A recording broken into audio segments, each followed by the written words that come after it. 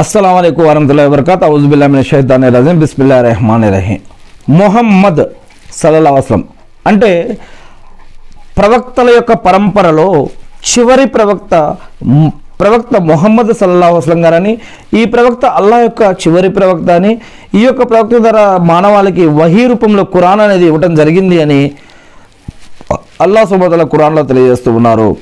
మరి ఈ యొక్క ముహమ్మద్ అనే పేరు ఖురాన్లో 4 సార్లు ఇవ్వడం జరిగింది. డైరెక్ట్గా ఓ మొహమ్మద్ అని 4 సార్లు చెప్పడం జరిగింది. అదేవిధంగా 4 ఆయతుల్లో చెప్పడం జరిగింది.